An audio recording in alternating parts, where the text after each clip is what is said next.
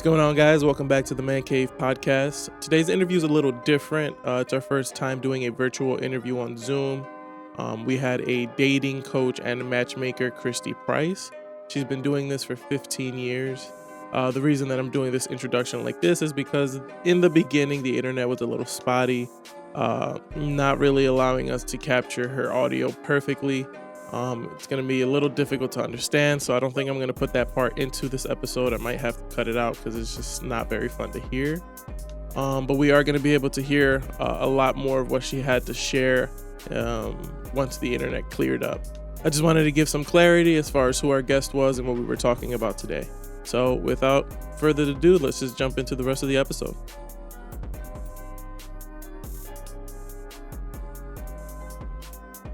Well, welcome to the Mancave podcast, everybody. Kristi, we are so glad to have you here. There's a lot of talk on the internet from people who aren't really professionals, so we're glad to have somebody who is a professional in the dating coach world here on the podcast today to talk about so many important things just ahead of Valentine's Day when we're recording this. It's February 12th. Yep, go Birds. Super Bowl Sunday. So I do want to talk a little bit about your process, though. So say George, God forbid, divorces his wife tomorrow, and he wants to hire you, Kristi. he wants to hire you to hook him up with someone who's just as good, if not better, than his current wife. What does that look like? Listening to this. Right. What does that look like for you? Like, I guess for the client, like, do you have like a data bank that you keep a bunch of beautiful women or beautiful people, and then you just match them up with like your day one consultation, or your like, what does that look like? Yeah. So the matchmaking with them, to me, we do like initial consultation. I figure out, who you are, it's like what you like, interest, hobbies, different relationship goals, and looking for in a partner.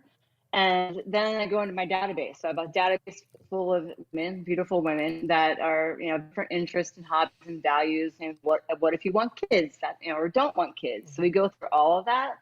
And then we also recruit constantly. So we have a database and we always recruit. So I might be out and see a woman that's my guy's type and walk up to her and be like, hey, I'm Kristi, I'm a matchmaker. Or if you're single, I'd love to talk to you because you might be a match for one of my clients.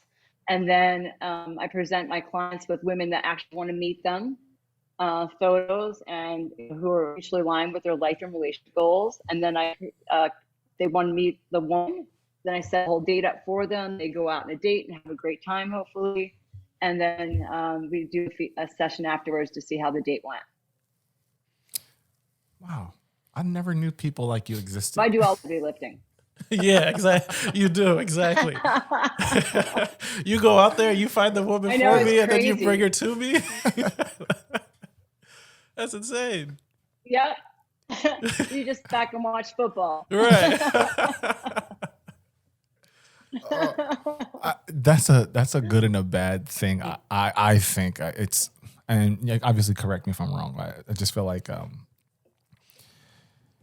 for the value that you're bringing, right? Like, oh, I'm gonna go to Kristi. She's gonna hook me up. You're like a real life Tinder. Like, you're the app. You're the app.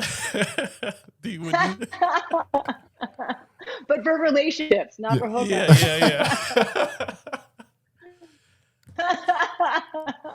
So do you think in a way? Well, I guess. Not really, because the guy who shows up, he still has to do the work, right? So it's not like if he comes to you, it's just, an easy score for him, right?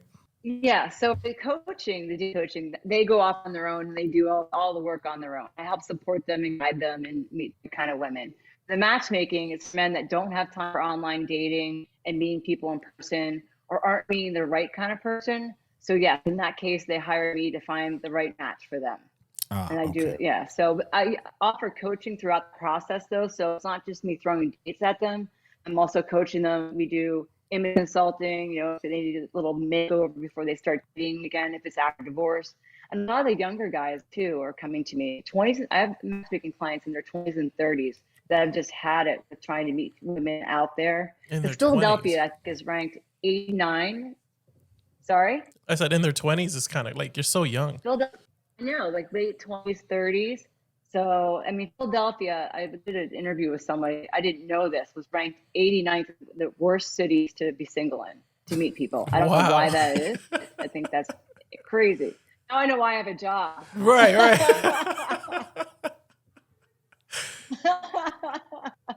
I knew it was bad. 89th is horrible. Yeah, because Right. Philadelphia is a major city. You would think that there would be a ton of options, and apparently there is not. Yeah, it's crazy. I never thought I'd be working with guys in their 20s, 30s, and women as well. They're just fed up with trying to meet people on their own. I think COVID hurt that too, because it kind of did a mind game on people. Just trying to connect with people out in public. You know, we're masked up for so long. No one talks to each other, so it's a little difficult to meet people even now, I think, rather than before COVID. With Philly being that low in the ranking and that being one of your demographics, do you find it hard to matchmake for people in Philly? No, that's why I was shocked by that statistic, because I match a lot of people up. I've been doing it for 15 years.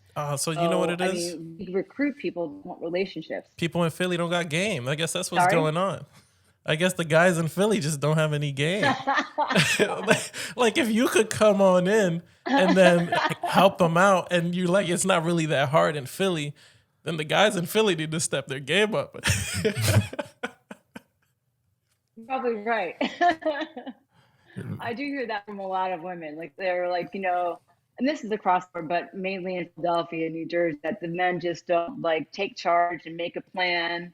So they just get fed up with it. So like you have women breadcrumbing the guys, and it goes both ways. But they want the guy to make a plan, and like online dating, they'll reach out, and it's because they're probably discouraged with reaching out to so many women. They'll reach out with like, "Hey, what's up?" I mean, it's so boring. So the women won't even respond. So I mean, I always tell the guys to like at least look at a photo. Maybe she's skiing and you're a skier. So hey, I see you ski. Where do you love to go skiing? Like something that they feel that you actually care and have read their profile and really want to connect. Oh, that's a good point. That's a great idea, yeah. Other than just being like every other guy that says, hey, you look nice. It's just like, no, make a connection. Yeah. Oh, this is fun. I'm glad you think so. We like to think so. What? She said this is fun. That's always one of the biggest things that I want for people when they join us in a conversation, is that they enjoy themselves as well. That way you know that the conversation is engaging, and if we enjoy it, maybe somebody will enjoy listening. I like that. Yeah. So I guess talk to us a little bit about the challenging side of being a dating coach and professional matchmaker. Like what are some of the more difficult aspects of your profession? The dating coaching is straightforward, especially guys. I think men, I'm going to lose some minds on this one. Men more than women, I think, know the value of hiring an expert in their field, letting them help them in their job, whether it's a financial advisor, a lawyer, whatever. So most of the men that I cook with, and I try to make fun. So one thing, if guys like a really Debbie Downer, he came out of his way, like he should probably see a therapist. I really like positive, work with positive people and helping them get out and getting confident and getting over the fear of rejection. So that's challenging for a lot of men, but I help them get out there and feel themselves and their self-worth and just start owning it, get over the women that are rejecting them because they're not their style anyway, and to not take it personally. Everyone's a type, just that. And then for the matchmaking, the checklist that especially the women come into me with of what they want in a man are kind of off the charts. So that can be challenging. And trying to reel them back in and being like, all right, I spoke to a woman yesterday, or I don't know when it was, that she literally rattled 20 qualities she wanted in a guy. And I was like, really? Not one person can fulfill everything you need. You have a full life. That's why we have. So I always, you have 5 must-haves you might need in a relationship, like honesty, good conversation, intelligence. But when it comes to like a 30 item checklist, like that's just ridiculous. Yeah, that's insane. I always knew it. It's I like always knew like instead of a Build-A-Bear, they're trying to do like a Build-A-Guy, and it's just like it doesn't work. You can't do it. You can't control all the Yeah, or then pieces starts that go trying into to it. change them. Yeah.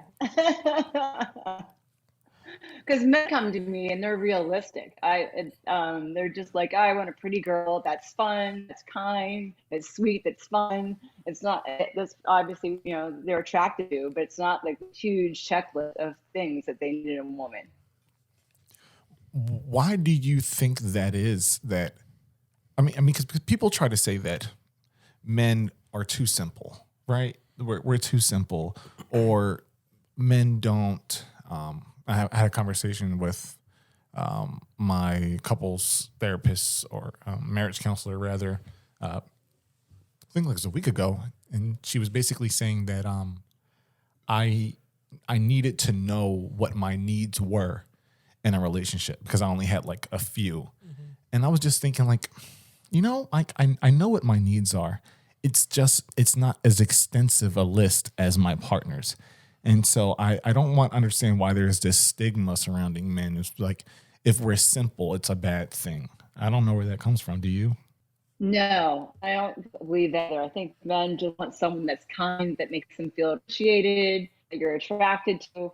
Whereas women have this huge list of income, education, and I talk them off the leg. Most of them go, what really matters? A man that's supportive, that's kind, that you enjoy life with. It's this huge checklist. He has to play tennis. He has to do this thing or be this. I've actually had women say they need to be a lawyer or a surgeon. Well, why is that? I mean, but what about that person makes you feel like you're going to be a match for them? I think it's great hearing that from a woman because guys talk about it pretty regularly that a lot of the women out here have a lot of unrealistic expectations that men struggle to meet. So it's very refreshing to hear a woman who's in the field of matchmaking and dating coach to also, back us on that sometimes their lists are just unreal. Yeah, they are. Yeah, and then damned if you do and if you don't these days, right? Mm-hmm. So most will want a guy that holds the door, is chivalrous, all that. But then the flip side, there's some women that don't want that. And if you hold the door, I can get it myself. And so it's tough for men out there, I think. If there was a, like, off the top of your head, you could just make this up because I don't know how like detailed you are with your work, but if there was like a most common 5 must-haves that a woman comes to you and say, all right, this is what I need for a guy to have, what would you say those 5 must-haves are? Kind and honest, and everyone knows that, right? Mm-hmm. So pretty much income, whether they want kids or not, that's a huge one. So I think some people get into relationships thinking they can change the person. So that's one thing I do. Like if they don't want kids, you're not going to change them down the road. And then education. And then I work with active individuals. So I work with active, minded single. So they want us active. They don't have to have the same interests, but that they are willing to get out there, try things, and have fun. And sense of humor is huge. Of course, right? The sense of humor. Yeah. George and I were talking about this a few weeks ago. It's like we were talking about Pete Davidson, actually, and how he was dating Kim Kardashian. And George was like, I don't get it. I don't know how he's dating all of these super beautiful women. I was like, oh, well, apparently women like funny guys. So shout out to Pete Davidson. It's true. I mean, I think laughter increases our dopamine and feel good hormones. So if you can make someone laugh, you feel connected to them, or they feel connected to you. So it's a big deal. Personality is huge. It's not all about love. Well, lucky I'm the funniest guy in Philadelphia. So. Apparently, guys in Philly ain't funny either. I don't know. Like, just learn a couple jokes, guys. Not that hard. Mm-hmm. So I'm glad you said income was one of the 5 must-haves because it's such a huge deal right now. Like everybody's talking about just this threshold that they expect people, to make this level of income. And I understand that on one hand, you want a partner to make a good deal of money because you want to know as a woman, is this person going to be able to help me to support my child or my family and help me pay bills and things like that? But I don't know how it's a deal breaker, like especially in a time where women are, in some fields making just as much, if not more, than men. And maybe you can speak to that, or you can't, because I can't wrap my mind around it. Like, why is income a deal breaker for certain relationships? I guess a lot of people I work with are professional women. So in terms of women that I work with, so they want a man that can at least be equal. Now, if they come to me and they're on charge with their income, I won't work with them. I mean, that's ridiculous. It's not all about income. As long as you have a good living, like you said, if you have kids, you can support them. But if you're making, $250,000 as a woman and you need a man that makes $1 million more, I mean, that's just why. It's really about someone that can provide and protect, and they don't have to be off the charts with their income. It's all the others that matter that come along with the relationship. But do you run into guys that say that, oh, on my top 5, it's that she has to have good income? Or is it usually income is on the woman's list? I never have a guy say that. It's all women. Yep. I've never had a man say that. They want the woman to be financially secure, that she's not, But it's not a she concern. can pay at least her own bills. No, they're not, like, they have to make the amount of money. So most of the women I work with are just like, they want them to be equal. But if they make $250 or whatever, that the guy is just like support himself. So they're not looking for an income bracket. But any women that come to me in the past, that it's also, income is something, they want someone that can actually be financially stable, at least at their level. Whereas men don't care. Like, as long as you can pay your bills, and I just want someone who's going to, treat well, and it's going to be kind and fun and sexy, and have a great time together. And that's reasonable, right? Like things are so expensive in this country. I know how hard I have to work to make 6 figures. And for anybody who's not making that, it's not like it's a knock against them, because there are very limited positions that you can be in this country and in this economy and make great money. Most men nowadays are not going to school where these degrees supposedly would help you get into that high income earning bracket. And I guess that's a difficult conversation, because school brings the question of debt, right? Like, are you willing to put yourself in this amount of debt to get this kind of job, to make this kind of money, to be with this kind of woman? And most guys are probably saying no, right? Younger guys coming to you, they're not saying that they want to go to college, right? They're probably just trying to work regular jobs and live good lives. Am I wrong? No, I have both sides, and I think college is great, but I think it's define how successful you'll be, or who you are as a person, or your intelligence level. I've met clients that never went to college, and they're very successful men and women. So I do talk people off the ledge when they come to me, oh, they have to have a master's degree. I'm like, well, this man's very, he's into personal development, he's well read, he does very for himself. And then they back down off the ledge. I'm able to, as a dating coach, talk people off that ledge, where if you're online dating, it gets difficult, because those people are just going with their list and what they need. So I don't believe education defines a person at all. And some of the people that I work with do have educations, and some of them don't. And they're all good people, and they're successful in their own right. Perfectly said, Kristi. I'm glad that you said that. You're a great person. Thank you. Because I yeah, I barely finished college. Like I got my degree from Seton Hall University, and when I was there, it was so expensive. I was like, oh man, I'm not enjoying this, and it costs me crazy money to go to school every year, and then I had to go back and pay for it out of pocket just to be able to get my degree.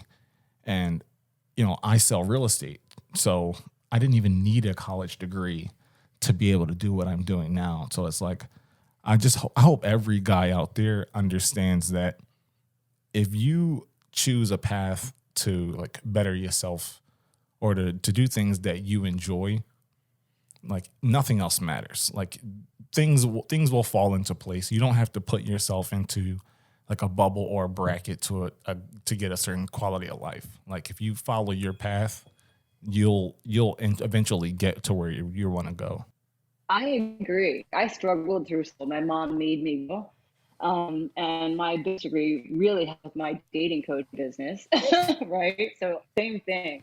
And I think society puts us in a box.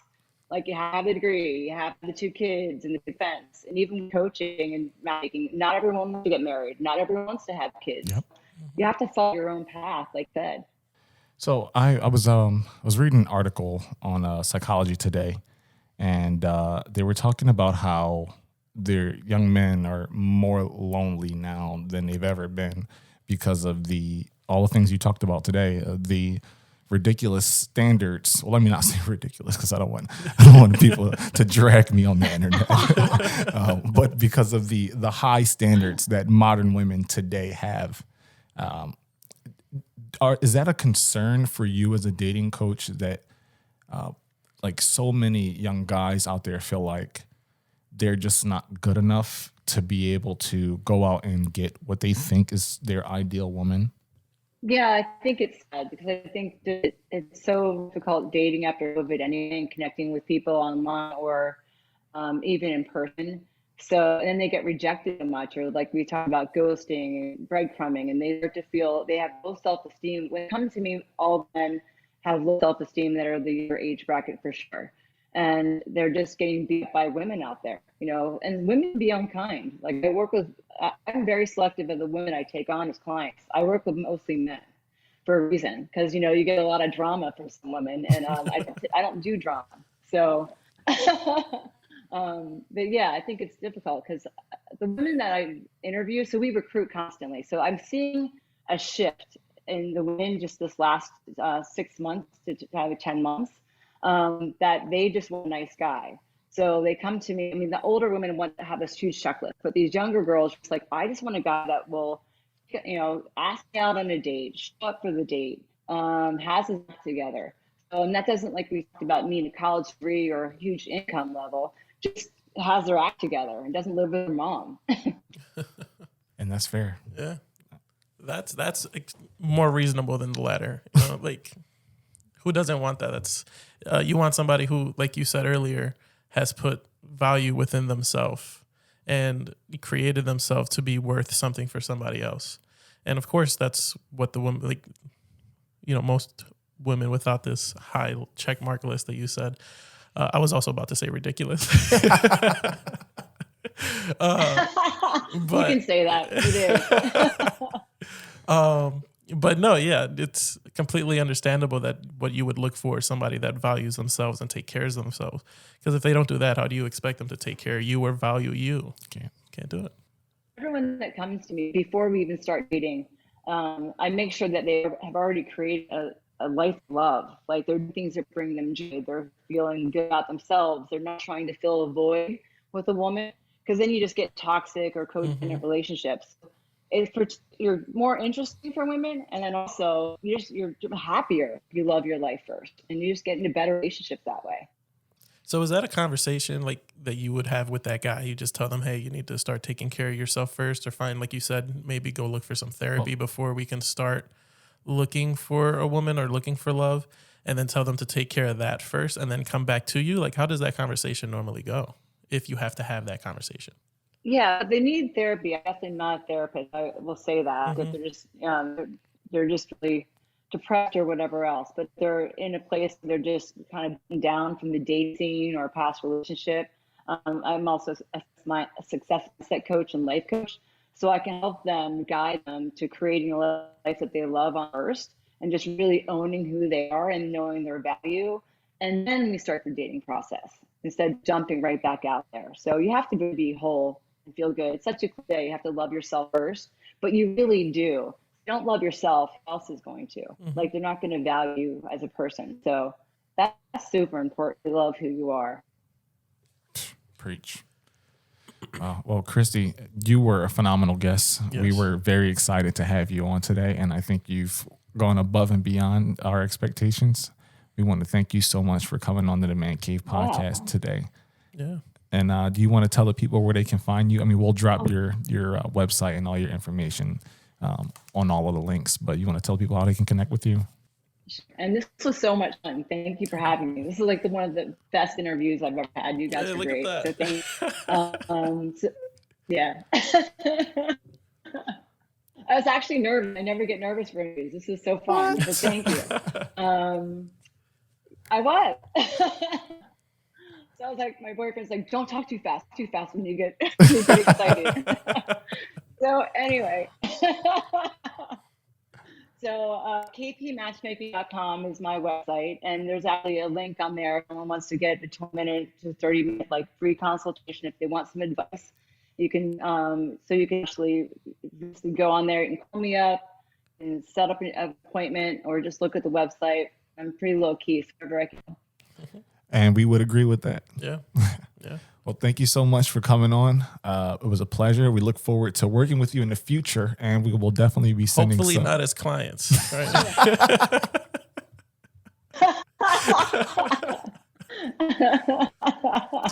Yeah, but Hopefully not. Yeah. but we will. We'll for sure Hopefully do your it. wife doesn't do this. Right. This is the one episode. Oh, you don't really need to watch this one.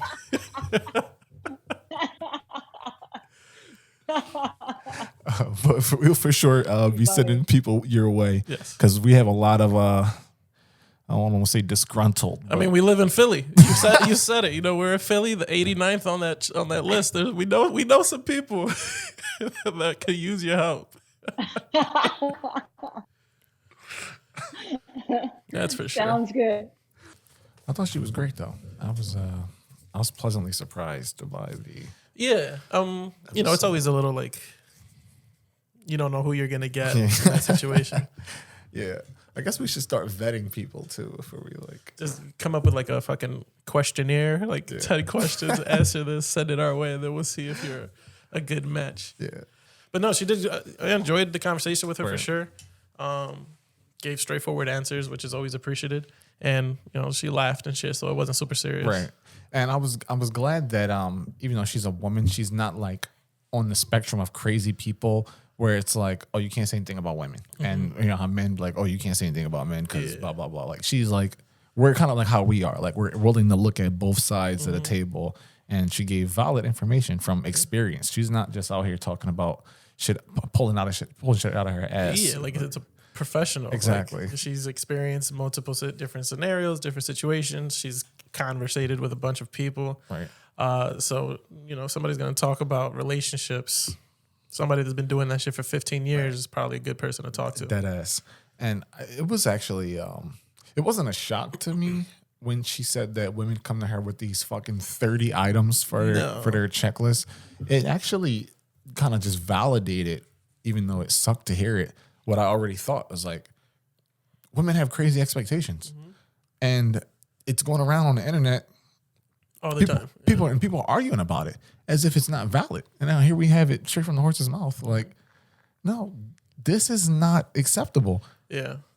But it's like those videos that you see on TikTok where guys go and interview girls on the street or whatever, be like, oh, how much does a man have to make to... and they be saying some crazy numbers, 500K. Keep looking, hold your breath. Like, ain't no way.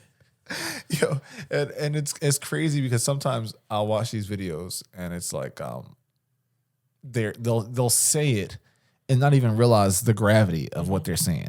It's like, oh, 500K I guess would be sufficient. Reasonable amount. Are you fucking like who are you want to date? Elon? Yeah, and then they'd be like, oh, how much is the engagement ring if somebody proposed? Oh, it's gonna be 50K. Yeah. 50K. Get the fuck out of here. Your head ain't that good.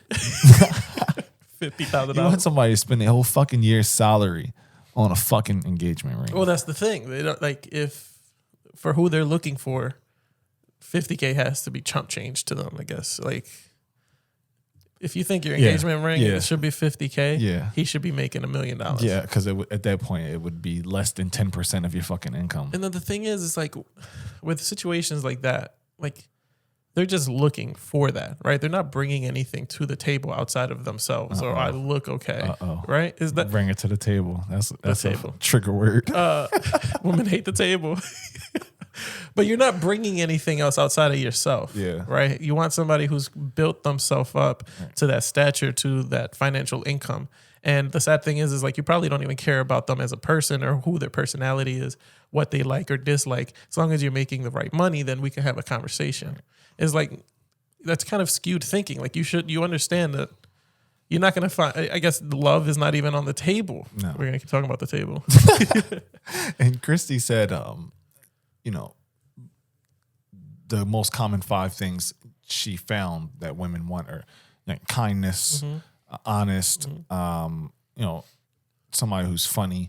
It's like, chances are, if a motherfucker is making $500,000 a year, you might get one of those 3, because I like just knowing the kind of people that I know who make that kind of money. Yeah, some of them are like decent human beings. Some of them are regular normal people, but some of them are like high driven energy, like high performing people who don't have the time to sit around and make you laugh. Yeah. Like okay, are we going out to dinner? No. Okay, I have an appointment at 8:30, so you need to figure out what the fuck you want to do. You're not going to enjoy business all the time. Exactly. Yeah. And you're not going to enjoy that. They live by the fucking calendar. All that, just pick me up and bring me flowers just because it's Tuesday. No, that spontaneous shit don't exist in their world. Everything's by the fucking calendar. Yeah. I mean, but then again, that's not what they're looking for at that bracket, right? If that's what the fuck they're actually looking for. I don't even know. Maybe once you throw a camera in their face and ask them the question, they're just like, I'm just going to say some crazy shit. Yeah. Because there's no way that you're logically thinking that a man needs to be making $500K to have a conversation with you or to even look your way. If you don't even look at me. And they say, it's to support my lifestyle. What kind of fucking lifestyle do you have that you need somebody to You're not even supporting yourself. You cannot. No. You cannot. It's a handful of people making that kind of money in the world. That's why I asked her the question of like, because she says that income is on every girl's list. Yeah. And it's not on any guys. Because that's not what we're looking for. No. And it's like, look at that. Like this woman has been doing that for 15 years. And in the 15 years that she's doing it, she hasn't run into a guy that prioritizes the income of the woman she's looking for. Sure, sustainable. She's secure because then you were talking about a responsible person. Right. But we're not looking for you to make me rich, or we're not trying to get, that's not what we're looking for. No. So in 15 years, she's never had one guy say income. Right. While every girl that she has that conversation with has it on her list. Right. And, I was kind of torn between two sides of that argument when she said it. It's because, like, on one hand, I kind of want men to focus more on how much they make. And I only say that because I realize that it takes a certain level of like personal development to be able to make that kind of fucking money. Mm-hmm. Like you're not going to make that money just sitting around drinking all fucking day or hanging out with shitty ass people. Like, no, you have to like go out. Like, everybody doesn't have to read fucking books, like regardless of what you hear on the fucking internet, but you have to go out and know yourself. You have to work on yourself to be able to make like great fucking money. Yeah. So like, there's just, that like the income thing is more of like a byproduct of all the other shit that comes before it. So like I would rather more guys focus on that, but I also know that when you focus on the money, you miss out on a lot of other shit. Like you don't spend as much time with your friends and your family, and that could affect you from a social standpoint, or even make like some people depressed. Like I'm just fucking working to make money, and I don't enjoy that. Most people don't.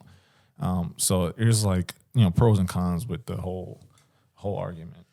And Valentine's Day's coming up. And you know what's funny is I was thinking about, I had a conversation with a few different women about Valentine's Day. And I asked them, I was like, do you think Valentine's Day is for both men and women? Or do you think that is primarily just for women too? Yeah. And the women, no, it's for both. All of them. Valentine's Day is for both. And I was like, oh, okay. Well, like, what do you guys do? Oh, he takes me out to dinner. He buys me flowers. He does this. And I was like, what do you do for him? Oh, we just go out. I was like, and he pays for everything. Yeah. I was like, how does that sound like that's for him? She goes, because he's there too. What? Yeah. I'm like, yeah, for you. He has to do this because if not, society is telling him that he doesn't value you, and you're actually listening to that. Exactly. So that's honestly such a childish way of thinking. Like, if you still fall victim to, oh, I have to take her out on Valentine's Day, or she's like, oh, he has to take me out on Valentine's Day, or he doesn't love me, I'm not his Valentine's. He doesn't buy me the flowers, he doesn't buy me the chocolates, so then he doesn't value me. No, he probably, you know how many guys do that to the woman that they love year round? But if they don't do it on that one day, it's a problem. Shit. And it's crazy because Valentine's Day is just a fucking financial scam. Mm-hmm.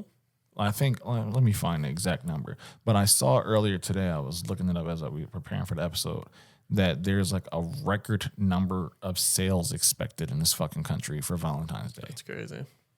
And we're supposedly in a recession. Are you fucking kidding me? Right. Just don't order eggs. And I just looked up the number. It's fucking 23.9 billion on Jesus fucking Valentine's Christ. Day. That's insane. On the day? On the day. That's a lot of money in one day. That's a crazy amount of money. You know what's funny is, like, I was thinking about it just earlier in the week because, as you know, me and Alina's have been together for about to be 13 years this year. Congrats. Thank you. And I was like, you know, 13 years, 2 kids. Obviously, it's not like the romance is out the window. We still do a lot. It's just it's harder to find that opportunity to do it. But like, I was like, how was that? Because it's obviously so long ago. Thinking about, when we first started going out, Valentine's Day is coming up. And we would go out on Valentine's Day and it would be like a thing. Yeah. And I think both of us would kind of look forward to it because I would want to have her see that I put that effort in, right, for Valentine's Day. But after a while, it's just like, she doesn't give a fuck about it as much, like, either. You know what I mean? Like, it coming up, I think the people that go out on Valentine's Day are newer relationships. Yeah. The ones that have been together for a long enough time, they might, you know, everybody else is doing it, let's go out as well. But we don't go out on Valentine's Day. That's a rookie thing. Yeah. You go out the weekend before, the weekend after. Yeah. Because I'm not fucking dealing with all those people. And then, you know, the prices are all going to be jacked up too. The drinks are going to be jacked up because it's Valentine's Day. They can do it because people are going to come in and they're going to pay whatever fucking price they want to pay. So I think that, you know, people who do go out, that's a rookie. That's an early in a relationship situation that they're dealing with. I agree. And I think just to tie it back to our conversation with Kristi, it's like, if you want to have a real meaningful relationship, you don't put like how much you spend, you know, on the forefront of it. It's like the kind and all the other shit, like having integrity and actually having a connection with the person that you're with. So it's like you should put more energy into knowing what it is that she likes. Like, all right, you know, maybe your girl's a gamer. Yeah. Maybe y'all go to like the barcade or something, like where you can do something cool that she likes that she maybe hasn't done before, versus like, oh, well, let me just go buy her something so that I can just get it out the way. Like, you know, it's like a cop-out. You don't even have to do it that way. Yeah, that's why I liked when she said, like, when it comes to the dating app and how to differentiate yourself from all the other guys that are just saying, hey, is like actually go into her profile if you're interested. Actually look at her pictures or her bio and get an idea of who that person is. Right. If you're just not trying to get a hookup and you're actually trying to develop a relationship from the rip, you know what I mean? Look at whatever they're doing and comment on that, because that is going to put value in what you're saying and kind of devalue all the haze that are fucking coming in. What's up? Yeah. Yeah. So I thought that was like, I'm not on dating apps or anything like that, obviously, like, but I just feel like that hey or hi or what you doing or whatever is the go-to for sure. Of course. So when she said that, I was like, yeah, why the fuck are guys not doing that? Just fucking put a couple extra seconds. You know why? Because they're thinking like, oh, all I got to do is connect with her and I'm going to get some ass. Yeah, she's on the app too, right? You know, she on here just because, you know, for the same reason I'm on here. Bullshit. Yeah. And it's like, I wonder, do people even understand the fucking game that you're playing? Bro, for every one connection a guy might get on a dating app, the woman has probably got like 20. Yep. So she has 20 hays in her fucking inbox. You think that she's going to notice yours out of all of those? What, because you look better? Maybe. That might be the only fucking thing that sets you apart is if you look way better than everybody else. Yeah. But how fucking common is that? Yeah. Not very. And that's crazy that she goes out and runs into a girl like, oh, are you single? She has that conversation for the guy and like, oh, I know somebody, and then try to make that connection. Right. So when you said that she's the Tinder, I was like, that's fucking hilarious. Yeah, she's a real life Tinder. Yeah. But not for hookups. Not for hookups. Nah. You know your customers is probably using. I was gonna ask, I forgot, like it completely slipped my mind. If she has had a guy like use her more than one time. Like, that would have been a great question. Yeah, I had thought about it, and then I forget, we kind of had another kind of segue, and it just slipped my mind. But if she had a guy, it's like, oh, she kind of brought a girl to me, and then now that's like a cheat code for him, where he can just go to her and be like, yo, and then she brings somebody else. I wonder if she's ever experienced that. And if she has, you have to shut it down, right? Like, she can't be like, I'm not fucking bringing girls just for you to hook up with. Like, bro, I'm not an easy out for your dick. Right. Like, you go do it. At that point, just like, nah, I'm not doing it. Nah, but shout out to her. Word. I just wish like we said, the audio in the beginning was so spotty. It was kind of hard to have the conversation, but once it picked up and it fixed itself. I'm glad she enjoyed herself too. Word. To hear that this is one of the better interviews she had, that's a good thing, I think. Bro, we are masters of our craft. I don't think you even realize, like, that's one thing. I forgot to say, I got my hair cut the other day, and I don't know if you remember Maurice's cousin. Maurice was a therapist that we had on. Yeah. He brought his cousin with him. Uh-huh. He watches the episodes, and he was just like, yo, I love that the podcast, y'all have like meaningful topics and conversations, but it's like anybody could watch it because it's entertaining. Yeah. And I was like, yo, that feels good to hear, because that's what we wanted to create from the very beginning. It's not like something you're going to sit in here and, okay, here's the 3 steps to masturbation. Number 1. Lotion.